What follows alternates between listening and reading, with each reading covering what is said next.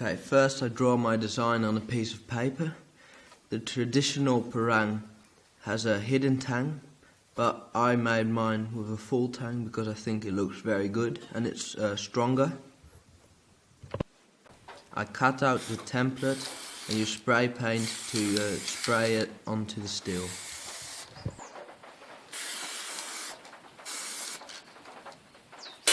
I use my angle grinder with a cut-off disc to cut out the rough shape of my parang, and I have a wooden plank clamped underneath it so I don't mess up my workbench with my angle grinder.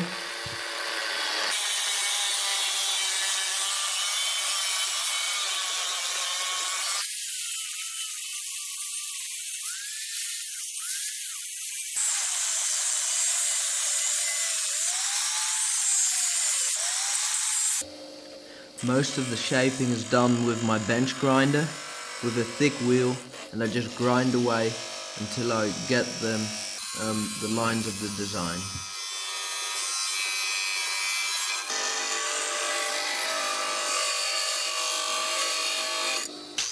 I use my angle grinder to reach all the curves I can't reach with my bench grinder, and then I use a half round file to do the inside curves.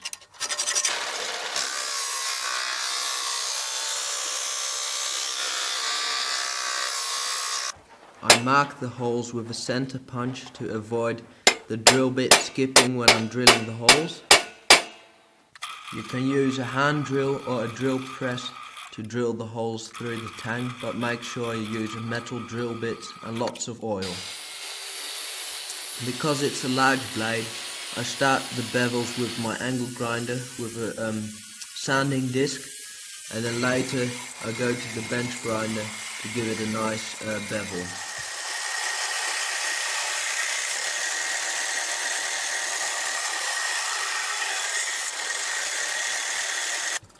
I light my forge to harden the blade, but you can also use a charcoal barbecue for this.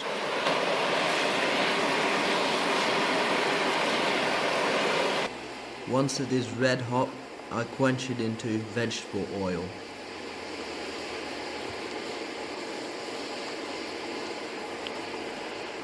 I grind off the oil because I want to see the temper colors once it's tempering.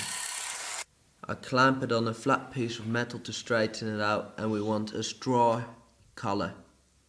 Once it's finished with tempering, we put a final bevel on it and clean up the whole blade.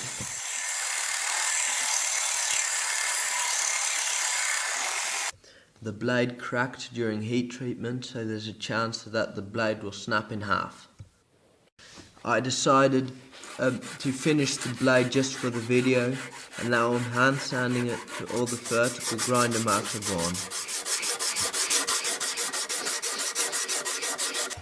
I'm using mustard to finish this blade because the acid in the mustard will etch the steel and it will create this very awesome pattern. I'm using an exotic hardwood floorboard as a handle, and I'm sawing a piece off now. Then I split it in half to create two handle scales for the knife.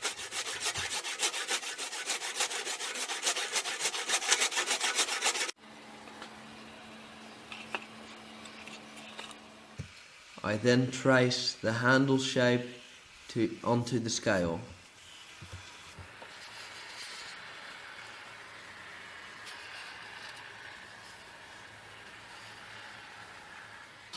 First I shape the handle scales, the front part of it.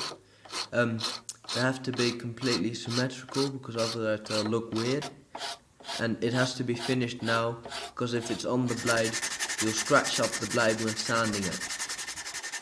I use the holes in the tang to drill through the wood, and then use a drill bit as a pin to align the holes. I saw off two aluminium pins that go through the wood and the handle. I use 2-part epoxy to glue everything up.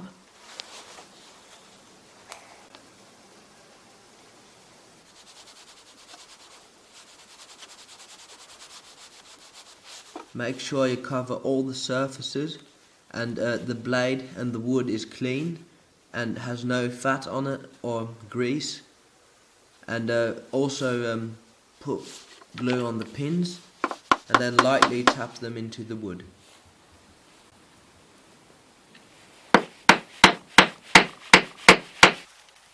Once that's done, clamp everything up and then clean out all the squeeze out.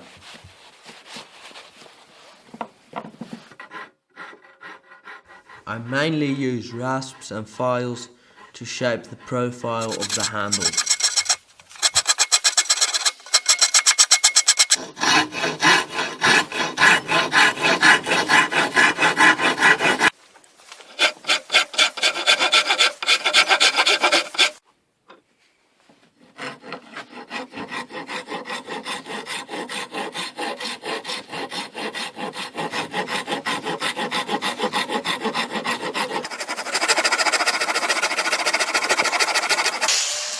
You can also use an angle grinder with a sanding disc to shape the handle.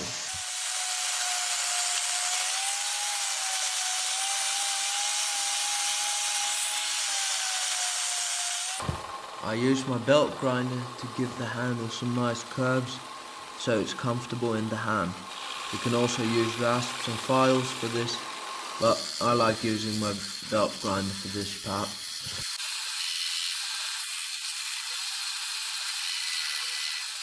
I hand sand the handle from 80 to 600 grit.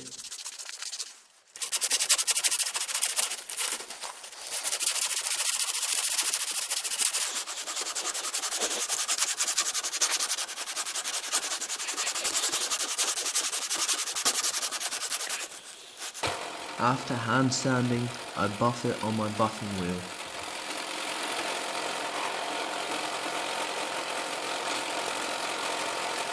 This is the finished product. I hope you guys like it. I like it very much because it's very awesome and it works very well. And as you see, it's pretty sharp. It cuts through these bottles easily. If you like this project, make sure to subscribe, like this video, and please leave a comment. I read and try to answer all of your comments and I really like it. So please subscribe. I'll be doing more blades, tools, and also maybe some furniture. So please subscribe. Thanks guys.